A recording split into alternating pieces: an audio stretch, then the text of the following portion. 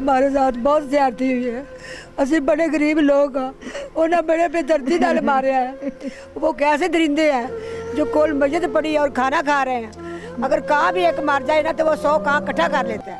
वो तो फिर एक इंसान का बच्चा है। आप भी बेटों वाले हैं, आप भी भाइयों वाले हैं। हमें हमारे भाई पर किसी को खुदा तरसी नहीं हुई।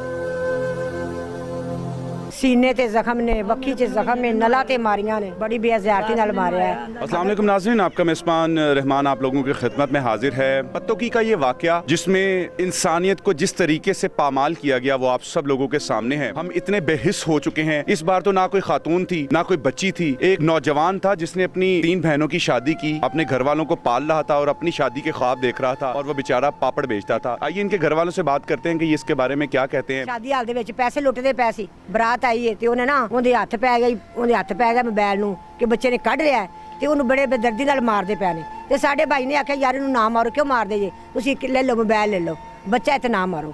ਮੈਂ ਵੀ ਨਾ ਲੰਗੀ ਜਾਨੀ ਹੈ, ਕੋਈ ਬੱਚੇ ਨੂੰ ਕੋਈ ਮਾਰਦਾ ਪਿਆ ਤੇ ਮੈਂ ਵੀ ਕਹਾਂਗੀ ਵੀ ਯਾਰ ਨਾ ਮਾਰ ਭੈਣ, ਜਾਂ ਵੀ ਲਾਲਾ ਨਾ ਮਾਰ, ਕਿਉਂ ਬੱਚੇ ਨੂੰ ਮਾਰਨਾ। ਤੇ ਸਾਡੇ ਭਾਈ ਨੇ ਕਿਹਾ ਤੁਸੀਂ ਬੱਚੇ ਨੂੰ ਕਿਉਂ ਮਾਰਦੇ ਪਿਆ ਜੇ, ਤੁਸੀਂ ਮੋਬਾਈਲ ਲੈ ਲਓ।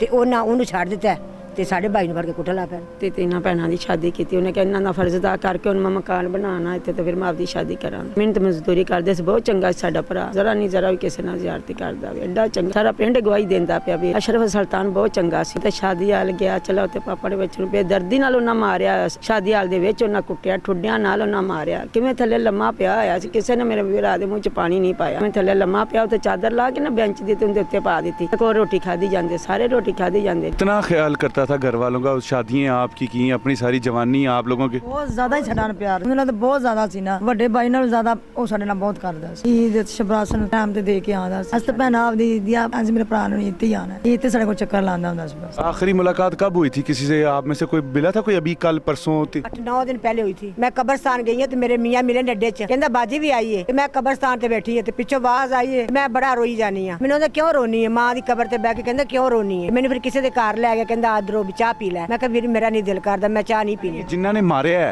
वो की कहंदे ने? ਕੋਈ ਰਾਬਤਾ ਹੀ ਨਹੀਂ ਨਾ ਸਾਡੇ ਕੋਲ, ਨਾ ਉਹਨਾਂ ਨੂੰ ਜਨਾਜ਼ੇ ਤੇ ਆਏ ਨੇ, ਨਾ ਸਾਡੇ ਕੋਲ ਆਏ ਨੇ, ਕੋਈ ਸਾਨੂੰ ਖਬਰ ਨਹੀਂ ਵੀ ਉਹ ਕੀ ਕਿਉਂ ਹੈ। ਐਡੇ ਵੱਡੇ ਸਾਨੇ ਤੋਂ ਬਾਅਦ ਜਨਾਜ਼ੇ ਤੇ ਵੀ ਨਹੀਂ ਆਏ? ਨਹੀਂ ਜਨਾਜ਼ੇ ਤੇ ਵੀ ਨਹੀਂ ਆਏ, ਸਾਨੂੰ ਨਾਲ ਅਫਸੋਸ ਕਰਨ ਵਾਸਤੇ ਵੀ ਨਹੀਂ ਆਏ ਭਾਈ। ਉਹਨਾਂ ਨੂੰ ਫੋਨ ਕੀਤਾ ਤੇ ਕਹਿੰਦੇ ਸਾਡੇ ਕੋਲ ਟਾਈਮ ਨਹੀਂ ਹੈਗਾ। ਅਸਲ ਚ ਹੈਗੇ ਕੌਣ ਉਹ ਲੋਕ ਨੇ? ਕੋਈ ਚੌਧਰੀ ਨੇ, ਨੰਬਰਦਾਰ? ਹਾਂ ਸਿੰਦੇ ਨੇ ਨਾ, ਪੈਸੇ ਵਾਲੇ ਨੇ ਨਾ, ਇਸ ਵਾਸਤੇ ਤਾਂ ਉਹ ਗੱਲ ਨਹੀਂ ਸੁਣਦੇ। ਨਾ ਦੇਣਾ ਭਾਈ, ਗਰੀਬ ਜਿਹੜਾ ਬੰਦਾ ਹੁੰਦਾ ਨਾ ਉਹ ਗੱਲ ਸੁਣਦਾ ਹੈ, ਭਾਵੇਂ ਉਹ ਗਰੀਬ ਹੁੰਦਾ ਉਹ ਗੱਲ ਸੁਣਦਾ, ਜਿਹੜਾ ਬੰਦਾ ਅਮੀਰ ਹੈ ਨਾ ਉਹ ਗੱਲ ਨਹੀਂ ਸੁਣਦਾ। ਸ਼ਰਾਬ ਦੇ ਜ਼ਰੀਏ ਚ ਤਿਉਤ ਸੀ, ਉਹਨਾਂ ਨੂੰ ਪਤਾ ਹੀ ਨਹੀਂ ਲੱਗਾ ਵੀ ਅਸੀਂ ਕੀ ਕਰਨੇ। ਮੈਂ ਕੋਲੋਂ ਲੰਗੀ ਸਾ ਗਲੀ ਤੇ, ਮੈਂ ਕਿਹਾ ਸ਼ਾਦੀ ਤੇ ਗਈ ਵਾਲੀ, ਪਰ ਮੈਂ ਕੋਲੋਂ ਗਲੀ ਚ ਲੰਗੀ, ਮੈਂ ਕਿਹਾ ਮੈਂ ਉਹਦੇ ਭਰਾ ਨੂੰ ਮਿਲ ਜਾਵਾਂ।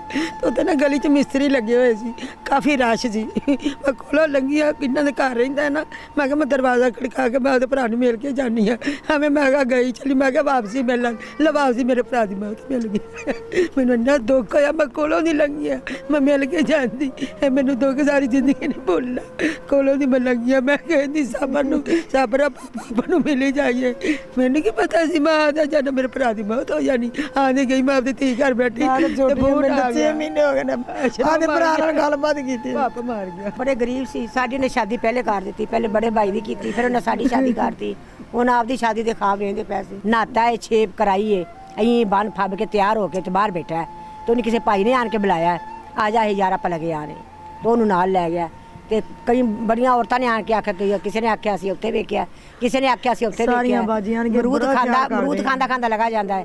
ਤੇ ਇੱਕ ਔਰਤ ਆ ਰਹੀ ਹੈ ਰਾਹ ਚ, ਕਾਕੇ ਪਾਪਾ ਅਮਰੂਦ ਖਾਣਾ ਪਿਆ, ਉਹਦਾ ਨਾਂ ਸੀ ਮੁਹੰਮਦ ਅਸ਼ਰਫ ਸੁਲਤਾਨ। ਅਮਰੂਦ ਖਾਣਾ ਪਿਆ, ਕਹਿੰਦਾ ਆ ਲੈ ਤੂੰ ਖਾ ਲੈ, ਉਹਨੂੰ ਫੜਾ ਦਿੱਤਾ। ਤੁਹਾਨੂੰ ਟੀਵੀ ਦੇ ਜ਼ਰੀਏ ਪਤਾ ਚੱਲਿਆ ਕਿ ਤੁਹਾਨੂੰ ਕਿਸੇ ਨੇ ਫੋਨ ਕੀਤਾ? ਪਹਿਲ ਤਾਂ ਤਸਵੀਰ ਆਈ ਏ, ਤਸਵੀਰ ਵੇਖ ਕੇ ਸਾਨੂੰ ਪਤਾ ਚੱਲਿਆ ਤੇ ਅਸੀਂ ਸਾਰੀਆਂ ਦੌੜੀਆਂ, 3 ਭੈਣਾਂ ਜਾ ਕੇ ਸ਼ਾਦੀ ਹਾਲ ਵਿੱਚ ਬਹਿ ਗਈਆਂ ਸੀ। ਉੱਥੇ ਇੰਨਾ ਰੋਈਆਂ, ਸਾਨੂੰ ਕਿਸੇ ਨੇ ਮੂੰਹ ਨਹੀਂ ਵਹਾਇਆ ਸੀ ਕਿ ਮੂੰਹ ਵਹਾ ਦੇ, ਕਹਿੰਦੇ ਤੁਸੀਂ ਮੂੰਹ ਨਹੀਂ ਤੁਹਾਨੂੰ ਵਹਾਇਆ। ਭਰਾਵਾ ਮੈਨੂੰ ਮੂੰਹ ਇੱਕ ਵਾਰੀ ਵਹਾ ਦੇ, ਬੜੀ ਮੂੰਹ ਵਹਾ ਦੇ। ਉਹਨਾਂ ਕਿ ਪਰਾਂ ਮੈਨੂੰ ਬੜੀ ਦੇਰ ਹੋ ਗਿਆ ਤੇ ਭਰਾ ਨੂੰ ਮੇਰੇ ਨੂੰ ਤੁਹਾਨੂੰ ਬਾਹਰ ਕੱਢ ਦਾਂਗੇ, ਰੋਵੋ ਨਾ ਤੇ ਪਰਾਂ ਕੇ ਬਹਿ। ਕਿਹਨੇ ਕਿਹਾ? ਉਹ ਤੇ ਪੁਲਿਸ ਵਾਲੇ ਨੇ ਉੱਥੇ ਕਿਹਾ, ਉਹਨਾਂ ਕੋਈ ਮੈਨੇਜਰ ਸੀ ਤੇ ਅਸੀਂ ਸ਼ਾਦੀ ਹਾਲ ਦਾ, ਉਹਨੇ ਕਿ ਪਰਾਂ ਕੇ ਬਹਿ ਜਾ, ਤੁਹਾਨੂੰ ਅਸੀਂ ਬਾਹਰ ਕੱਢ ਦਿੰਦੇ, ਜਾਂ ਇੱਥੇ ਬਹਿ ਕੇ ਨਾ ਆਰਾਮ ਨਾਲ ਬਵ ਚੁੱਪ ਕਰ ਗਿਆ ਸੀ। ਉੱਥੇ ਭੈਣਾਂ ਬੇਟੀਆਂ 3 ਰੋਈ ਜਾਂਦੀਆਂ ਵੀ ਸਾਨੂੰ ਮੂੰਹ ਇੱਕ ਵਾਰੀ ਵਹਾ ਦੇ, ਸਾਹਮਣੇ ਪਿਆ ਸਾਨੂੰ ਨਜ਼ਰ ਆਉਂਦਾ, ਉੱਤੇ ਕੱਪੜਾ ਪਾਤਾ। ਫਿਰ ਕਿਸ ਵਕਤ ਉਹਨਾਂ ਨੇ ਫਿਰ ਤੁਹਾਡੇ ਹਵਾਲੇ ਕੀਤਾ? 3:30 ਵਜੇ ਕਿਆ ਘੰਟਿਆਂ ਬਾਅਦ ਉਹਨਾਂ ਨਾ ਨਹੀਂ ਸ਼ਾਦੀ ਆ ਵੀ ਸ਼ਾਮ 3:30 ਦਿਨੇ 3:30 ਵਜੇ ਦੀ ਗੱਲ ਹੈ ਤੇ ਰਾਤ 3:30 ਵਜੇ ਸਾਨੂੰ ਭੈਣਾਂ ਨੂੰ ਲਾਸ਼ ਮਿਲੀ ਭਰਾ ਦੀ। ਲਾਸ਼ ਮਿਲੀ ਤੇ ਫਿਰ ਅਸੀਂ ਬੜੇ ਪਰੇਸ਼ਾਨ ਹੋਏ। ਆਇਆ ਤਾਂ ਉਸ ਤੋਂ ਪਹਿਲੇ ਲਾਸ਼ ਕੀ ਉਹਨਾਂ ਨੇ ਮਾਰਨ ਤੋਂ ਬਾਅਦ ਆਪਣੇ ਕੋਲ ਹੀ ਰੱਖਿਆ ਸੀ। हाँ, शादी आज पई रही है वो कोल खाना खाने पे आने वो दरिंदे है वो इंसान नहीं है। अगर इंसान होता ना तो इंसान का ख्याल करते हैं। वो तो दरिंदे थे ना, वो आप खाना खा रहे हैं, मजे लूट रहे हैं। हमारे भाई की उधर लाश पड़ी है। बात आपकी सुनी जा रही है, अगर नहीं सुनी जा रही तो बताएं। से अब अपील है कि हमें इंसाफ दवाया जाए। ਇਮਰਾਨ हम ਖਾਨ बहुत ਦੇ ਸਾਡੀ गरीब हैं। ਦਰਖਾਸਤ ਹੈ ਕਿ ਸਾਨੂੰ ਇਨਸਾਫ ਚਾਹੀਦਾ। ਸਾਡੇ ਭਰਾ ਦਾ ਬਹੁਤ ਬੁਰਾ ਹਾਲ ਕੀਤਾ, ਸਾਨੂੰ ਇਨਸਾਫ ਚਾਹੀਦਾ ਬਸ।